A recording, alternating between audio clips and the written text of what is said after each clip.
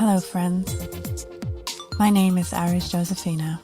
I'm your host, and you are listening to the Planting Seeds podcast.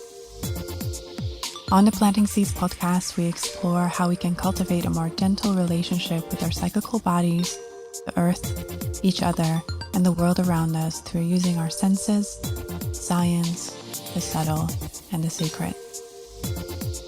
On Planting Seeds, we talk about all those topics you've always wanted to talk about. We are shamelessly opening up the conversations that we all so desperately need to settle in our precious bodies and relate to each other in a more open, truthful, and empowered way. I'm so glad you're here today.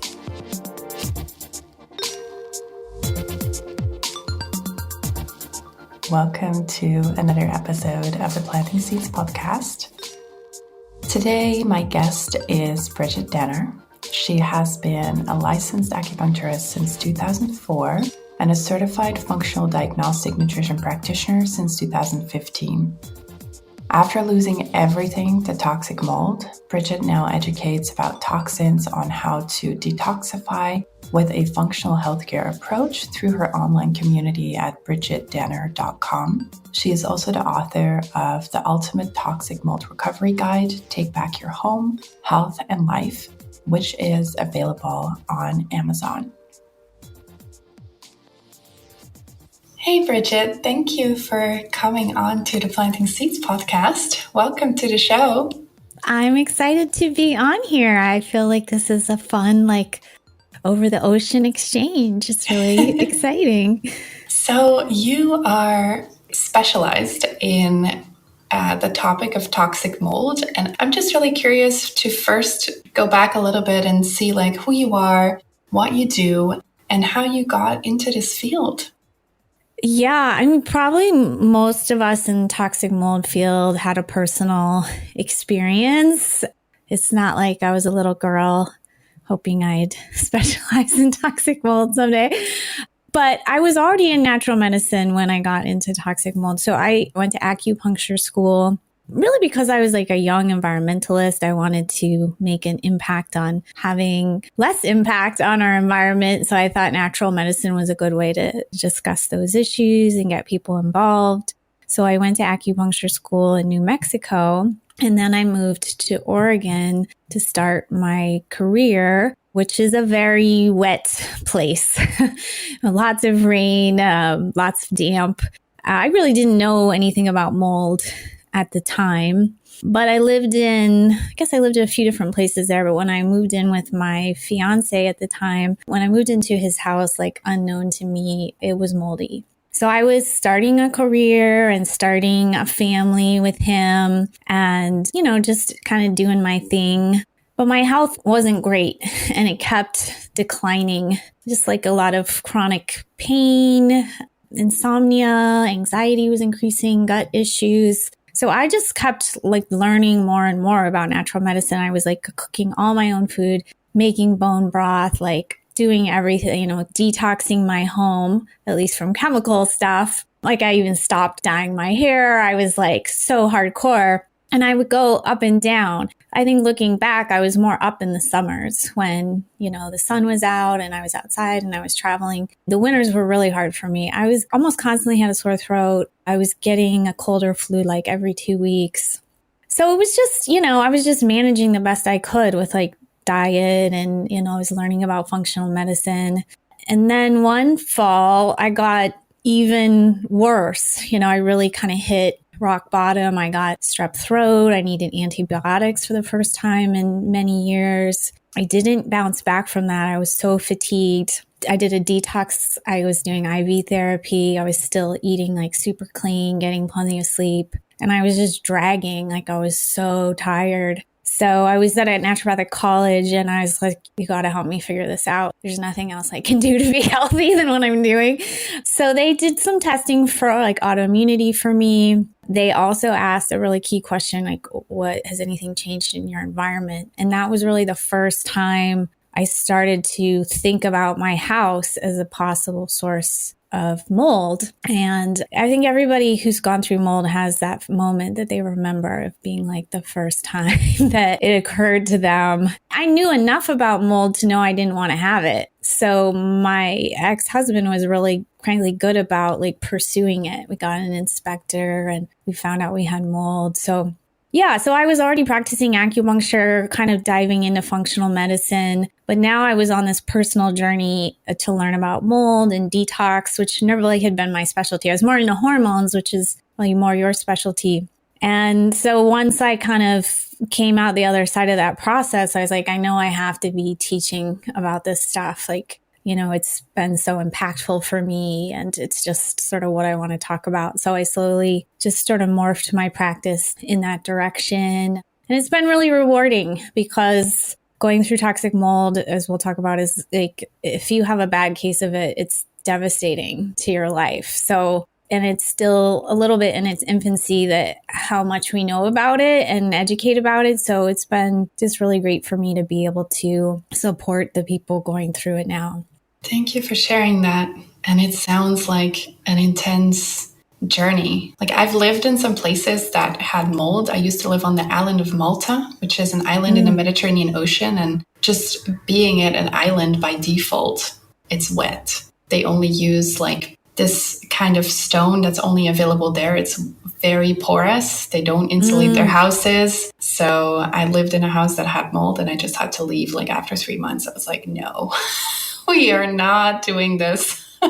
Yeah. I mean, I haven't been to Europe since I got into the mold field. But when I hear some stories about where people are living and these really old homes made of stone and stuff, yeah, it's not just modern homes. Contemporary homes can have issues, but old homes can as well, very much so. Yeah, and when there's a lot of humidity, like by the ocean or what have you, it can be a problem. And it's just a matter of like, how much is the load basically in any given space versus your health, right? I personally think if there's a huge load of mold, especially if it's toxic mold, that's eventually going to kind of take down anybody over time. But there's some variables like, I don't know when you moved into this place, like how your health was or when you started to be affected. Like there are variables it's not like, oh, there's a little mold in the corner and we're all going to die. There's, there's, but like, yes, you found out from, you had the good sense to say, I don't feel right in this house probably, and I need to leave. So you made a really good decision. Yeah, because I didn't see how this could be solved. My landlord installed this special air filtration system that would blow in air in the down chambers and then blow it up to the upper chamber so that it could like be sucked out. But I was like, the mold is in the stone. Like if you're doing this, it's not going to really solve anything because it's like in the stone. But I think what is also maybe good to do is explain to people for a little bit, like what is toxic mold? Like we know what toxic mold is, but could you explain to people what that is so that they get an idea of what to look out for? Yeah, so there's many species and types of mold. And, you see it like when you have a rotting orange or when you're out in the forest, like there's lots of examples. Mold is basically a fungus that lives off of a combination of moisture and natural materials and breaks them down. So in nature, it's just meant to break things down. But like you said, the stones in your home, if they stay moist, that's still a natural substance. So they can sort of feed off that / the dust in those stones. It's probably very dusty in those stones. And so the mold kind of lives on there and eats it, which is fine, like out in nature, but concentrated in your house, it's an issue. The overall mold load, even if the species aren't toxic, can still be a stress on your body. And there's about a dozen species that are toxic to mammals. So that also means our pets and livestock, which is where a lot of the research was done, that I kind of focus on in my book because as a health practitioner, those are the most dangerous once they enter the body. Like any mold could be a load on us to process and detox. But the ones that are toxic as they enter the body and they give off their toxic byproduct, They can cross the cell barrier. They can enter the mitochondria. They can enter the brain. They can break down the blood-brain barrier. Basically, they can do any bad thing possible in the body. And it can lead to a lot of health effects, including things you don't think of like cancer and heart disease and infertility we may talk about. So that's really important to know about because you were wise enough to move, but some people are like, oh, well, I own this home and I can't afford to move and this and that. And they're just staying. And it's just worsening. Because like you also pointed out, you can't really fix it by just getting an air filter or like doing some, essential oils. Like if it's in the substance of your home, in the walls, in the floors, like it needs to be removed. It's like a whole big job. So living with toxic mold can be really dangerous. So I kind of shared half my symptoms of once we started to rip up my home, it actually got worse because we didn't do it correctly. And I was working from home at the time and I started losing things, forgetting things. My eyelid was twitching. I eventually got to the point, probably my scariest symptom, I was so exhausted. I just didn't want to live like from an energy perspective. And I would like have these daydreams about basically not having to wake up in the morning. And like, it wasn't even conscious. It was just like, wouldn't it be nice if I could just fall asleep forever? It's like, it's kind of scary. Wow. So yeah, it can get really intense. So people are paralyzed. Lately I've had a lot of parents of children who get autoimmune alopecia, lose all their hair on their body. They're just young children, babies with respiratory issues. So, but yeah, that's why I kind of focus on the toxic mold and just really try to illustrate how severe the effects can be. Wow. It's good that people learn about this because I think many people may not even be aware of this. Like they're having all these symptoms. They go to their doctor says, well, maybe nothing is going on. And then they keep perpetuating this cycle of getting sicker and sicker by staying in the place that makes them sick. Yeah, I think the awareness is really, really important. And I'm not trying to say, oh, everyone's sick from mold and we're all screwed. Like we all have to live in homes. We all have to take care of our house. But yeah, like let's say it is your child going through some really serious health issues and you can't figure it out. If you never even think it could be mold, you're just kind of running in circles. I don't know where your listeners mainly are, but globally, we all need to think about it. So I don't know the awareness. I'd love to hear more about it in Europe. I don't know versus the US, but we've had some clients reach out from England or Italy and kind of we're going through some of the same things. Like if you talk to a contractor to fix your house, they usually don't really know what you're talking about, right? Or your landlord, you gave that example. So I think we're both running into some, lack of awareness, which makes it harder when you're going through it to get the help you need. So we're just raising awareness. It's really great. And it definitely is something that is a problem here in Europe. I'm originally from the Netherlands, and we have really good, well-insulated houses where mold is barely ever a problem because we really take care of the insulation of our houses. But then I moved to Malta first, and now I live in Portugal, and they don't really take care of it in that way. And it's just almost always a matter of time before these issues start to unfold in the house. Like in every single house I lived in Malta, there was some form of mold. And here in Portugal, I really have to see how is this house insulated? If I go live somewhere, ask people is this house insulated? Is it refurbished? And is it well maintained? So it's really an issue for sure. And I'm very sensitive. So if there is something going on mold wise, I'll get a sore throat. I'll lose my voice. And I know the symptoms because it's exactly what happened in the house in Malta where it was so bad. And if I feel something like that, if I come here in a house or a store or anywhere, I'm like, okay, leave. Can't be here. Yeah, you develop that sensitivity, which, some people can, and then some people don't. I don't know if it's because you were exposed, it's possible, or because you have an allergy from childhood. But going back to how do you know, or I don't know if we got into that yet, but you can't always see or smell or what have you. Sometimes you can. But for one thing, if you see some mold on a windowsill, you don't know what the species is. You just can't know that. And sometimes you can smell a musty smell, or if it's like you'll get a sore throat. I'll get like a headache right away if I'm in a very moldy place. But sometimes it's just insidious. And like in our home, it looked like a normal home, but it was in the walls, like the windows weren't installed correctly. The roof wasn't installed. It was an old home with lots of additions and just a lot of things weren't done right. We didn't, as homeowners, maintain some things correctly. I didn't know anything about anything. So now I know a lot more. So yeah, it's just like you're being aware, you're asking questions when you rent a home, which is great. I tell people, ask about water damage, look under the sink for like staining, look for stains on the ceiling. There are, some things you can do to get a sense of the building that you're moving into. You can run a dehumidifier in your home. You need to run the shower fan. So there's things you can do for maintenance as well. How does like toxic mold and just mold in general affect people with menstrual cycles? Have you looked into that? Yeah, so there's lots of ways it can affect. Just another example from my history, for probably about 8 years I was living in that home and didn't know it. I had mold, right? And I had spotting in my cycle, like post-ovulation spotting. It just went on, right? And I couldn't figure it out. And if I go to the practitioner, they'd say, well, it's stress or whatever. That was from mold.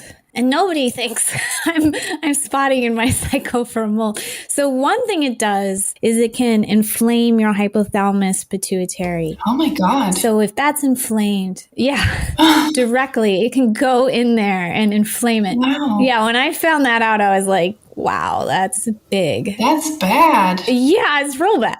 It's like the control center of your hormones. Yes. So my hormone levels were so low for so long. And, again, people would just tell me it's stress, which is a bit of it's just a bit of a cop-out to just always tell women that they're stressed, right? Especially like I was being so conscious of my lifestyle. So I think that I just had that issue. Now I'm older, I don't have that issue, right? Because I don't have mold in my body anymore. If you're trying to get pregnant, that would be an issue as well, right? Because if you don't have enough progesterone in the second half of your cycle, you can't maintain early pregnancy. Some women will get more high hormone levels. And that's because now your liver is stressed from the mold. It can actually directly kind of poison the cells of the liver and make it less effective. So that's an important place to detox, right? So if your liver is stressed from mold, now you're not detoxing estrogen as well. It very much disrupts the gut, which is another important area for detox as well. And then if you can't keep up with the detoxing, you can gain fat, right? And some people gain a lot of weight rapidly with mold. That can be another sign.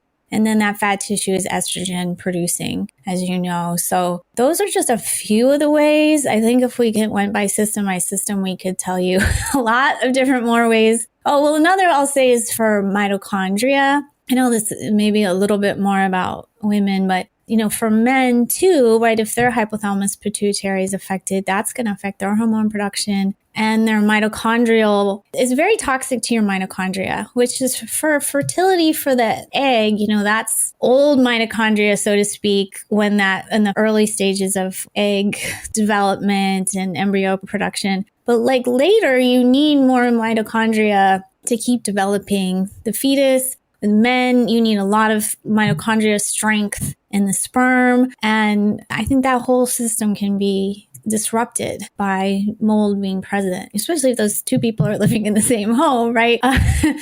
So I think it's really an underplayed, potential source of hormonal and fertility issues. Wow, this is so interesting. And so many people do not know this. Like imagine people have experienced subclinical infertility and they address everything they possibly can, but then they forget this. Yeah, you can go a long time not knowing. And it's so heartbreaking, right? It's so hard when you're not getting pregnant. Yeah, it's really intense. Well, thank you for sharing that. Sure. Can I say one more thing about the thyroid too? Yeah, sure. Throw that in there. a lot of people with mold also have developed thyroid issues. We just talked about the liver, and that's a big place of thyroid hormone conversion. We talked about hypothalamus pituitary. There's just missignaling. So the first little mold event I did, I was shocked how many people wrote in and said, I have Hashimoto's also, which I actually found out I had Hashimoto's a few months before I found out I had mold. So there's a big thyroid mold connection too, whether it's conversion or production or autoimmunity, which in turn can affect, other things about your cycle. People really need to know this. Yeah, I'm like the bearer of really bad news whenever I speak. But yeah, it's just good to know. And you're probably the same way since you're in the health field. I'm so fascinated to understand the ways it affects the body, because it affects so many systems in so many ways. And then you can really get the power of what it can do, and why it should always just be like a question in your intake as a practitioner, or just as any human, a question you ask as you go to buy or rent a home, or a question you ask when someone in the family is having chronic symptoms. Yeah, super important. And I'm also thinking about schools. Like, imagine there is mold in schools and all these kids are like sitting in the mold. And hospitals too is here in the US is actually a big problem. Oh, wow. I know. Like there's cases of some hospitals, well, one in particular, someone was just telling me about, where it's like a pediatric hospital and they're doing sometimes surgeries on these little children, like open heart surgeries. And there's literally like mold in the air that gets into the heart during the surgery. And really, like, the kids die. Like, it's insane. That's a hospital. So, oh my goodness. Some of these big structures, if there's a water issue, they have trouble fixing it or what have you. Yeah, but I think schools are an issue too. Here in the U.S., military housing has become a category that people are talking more about. They're just not well maintained. So yeah, it's a lot. But, I think with awareness, I have a friend of mine who's doing advocacy here in the States and starting to get some laws considered. Like here in the States, asbestos and lead are two things that there are laws about when you're remodeling and that kind of a thing. And that's not true for mold. But it could be someday true for mold, that if you come across mold while you're remediating, you have to stop and follow certain protocols, or you have certain rights as a renter. So when I learned about that, I was like, okay, I can see how there could be, a way forward, because we do have laws around some other dangerous substances. That would be a great way forward.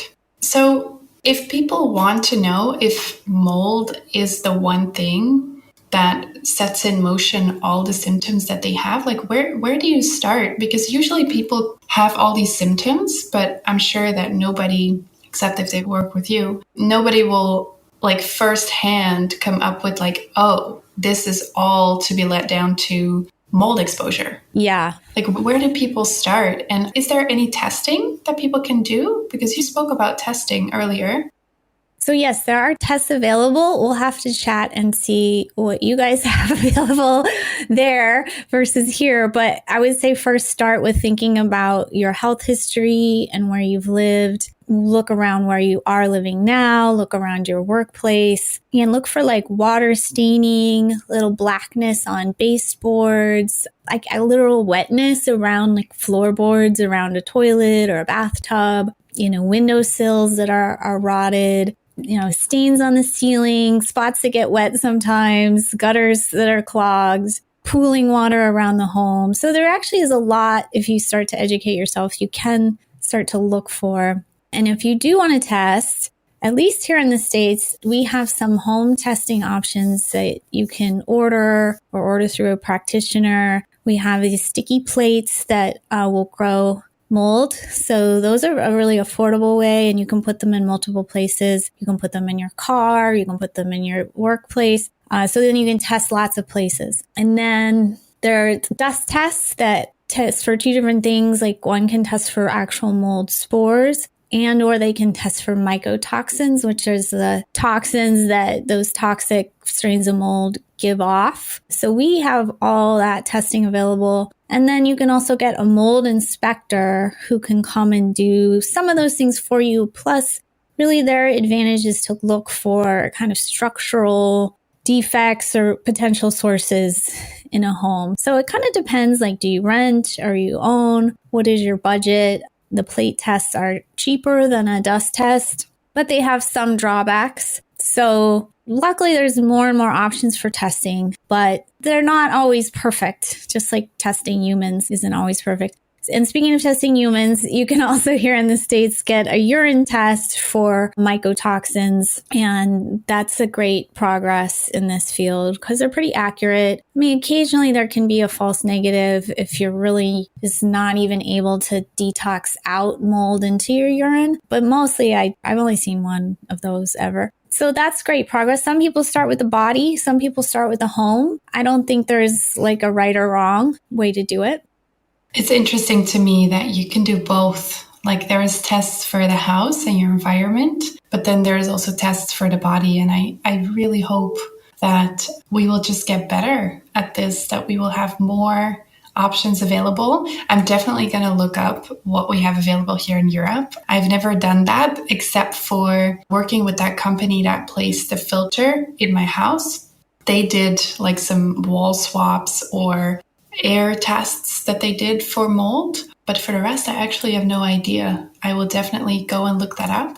Do you know any of the companies that you are working with in the US? Are they like worldwide or are they only in the US? I was just wondering that because, nobody's asked me that question yet, but it's definitely possible. The only thing sometimes with shipping across borders is it is sort of a hazardous material in a sense. So I don't know if that creates some restriction, but they are, small packages. So it's possible you can do international.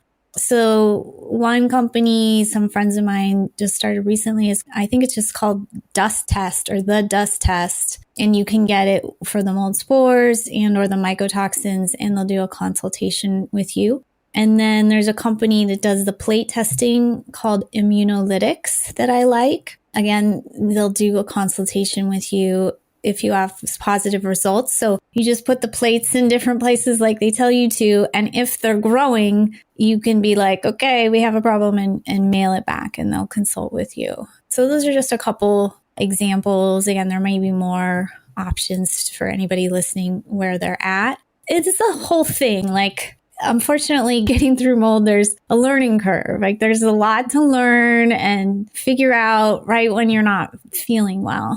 And unfortunately, every home environment is a little different. So it's hard to say, I think your house has mold or this, unless you have some testing and probably somebody local to look at it with you who's more of an expert. Yeah, and I can also imagine different places may come with different types of mold. I can imagine it's not the same everywhere. Or is that pretty standard? Like if you have mold, it's always this one or this one in the house? I think that there are some common players. So there's a category, as they always seem to come in a pair, that's Aspergillus and Penicillium. I think that they're some of the quickest growing when there's water damage. So they're often positive. Yeah, those two are the most predominant. But the one that's sort of famous, Stachybotrys, it's got a kind of a black mold. And some people say, well, it's the most dangerous. It is very dangerous, but the other toxic molds are still dangerous. So, and that one can be a little harder to test for. Apparently, I think it's stickier or it sinks more or something about it is a little harder to find occasionally. But yeah, actually a community member of ours was a pharmacist and did a plate test. I think it was a plate test. Maybe it was a dust test in her pharmacy, and it was full of Stachybotrys and she was super sick. So, oh my God. Yeah. And that building never got remediated, by the way. It's still the same. That is so interesting that people are not more proactive about these things. Yeah. And unfortunately, in a workplace, it can be really stressful because they will do their own testing, maybe just an air test, right? So things settle, everything settles. So doing an air test is often not productive. because it's not going to catch things that's like settling in the dust or settling on the floor or surfaces. So this happened to my ex-husband too when we were together. Like he had this lab at work where after we went through it with our home, he's like, I can't go in this lab. Like it makes me so sick. And he even brought me down to like test me. And I was like, oh yeah, this feels horrible. So he told his work and they did some tests and they're like, there's nothing here. It's fine. Same with this other person at her pharmacy. And, you know, they don't really want to listen to you and they don't want to have a problem, frankly. So that's another slippery thing with testing, right? It's like some tests could be negative while others are positive. And, you know, yeah, both those places are still the exact same. Like nobody ever addressed it. And yeah, hopefully if some laws change that we'll have more rights. But, you know, in both those cases, they just moved on from that space. And so everybody who's still there is still getting exposed, right? That's really intense. So for everybody listening, if you have issues, if you walk into a specific space and you always get the same issues there, go get it tested. Test yourself, test the space, ask the questions, and see what's going on. Yeah, no, since I've given a lot of bad news, I'll give a little good news. Is like your body's ability to recover is incredible. You just have to get out of the space and give it the right tools. You know, I was quite sick. You know, I've seen lots of people quite sick. And even your brain can repair a lot. You know, and the more I learn, the more hopeful I am because there's certain things that I've experienced that I was like, I just don't think I'll ever get better from it. Oh, wow. But the more I learn, even small things that were lingering are getting better. So there is like a lot of hope to detox your body from an exposure and, you know, get your cycle back and get your immunity back. Just all the things really can come back. And it doesn't have to be really expensive. It can just be, you know, lots of outdoor time and dry brushing and clean food and fibers. And it can get a little overly complicated sometimes in what's out there, but it doesn't have to be super expensive or complicated or stressful. You do have to be persistent though, because often you've been in the exposure a long time. So it's going to take some time to repair. It's just the way the body works. It needs time to repair. So that's the good news. Well, thank you for sharing that with us as well. Is there any other wisdom that you would want to give to people in relation to this topic? Something that they really should know or something that you really want to share with people before we close off? I guess it's just in relation to this topic, I can relate to, you know, not wanting to look at it as a possibility because it's very scary and overwhelming, but it's just so important. So I encourage people just take a first step to kind of learn. You know, we have a free ebook on our site about mold, just you could just learn. We talk about a few tests and symptoms. You don't have to worry about, well, what if I lose my home and all these things? Like just start to learn a little bit and just take it step by step because otherwise it will seem like too much. Yeah, thank you for that. And where can people find you? On your socials, your website? You already mentioned a free book on mold. Yeah, we have a free ebook. I also have a book on Amazon. Here, let me grab it. So from wherever, we have a Kindle audio version. The paper version, I don't know if you can get it everywhere. Anyway, it's a more complete guide if you really are going through it about like your belongings and body testing and all this stuff. So my main website is just my name. It's bridgitdanner.com. And then my Instagram is bridgit.danner. Those are probably my two main places to find me. Yeah, I will share them in the show notes so that people can easily find it and can easily find your website and then the free ebook and the book. And I just really want to thank you for coming on and sharing your wisdom and knowledge about this very important topic because I feel we don't talk about this enough. Not enough people know about this. So I'm super grateful for the work that you do, that you're dedicating your life to educating people on this topic. And yeah, just thank you for being here. Yeah, thank you for having me and letting me, spread it to a new audience. So I appreciate you reaching out. You're so welcome. Thank you so much for listening. If you enjoyed this episode and you'd like to help support the podcast, please share it with others, with your friends, with your family, post about it on social media, or leave a rating or a review on all the platforms. To catch all the latest news from me, you can follow at the Planting Seeds podcast on Instagram or at Cycle Seeds on Instagram, or you can go to my website www.cycleseeds.com. Thank you again so much, and I'll see you next time.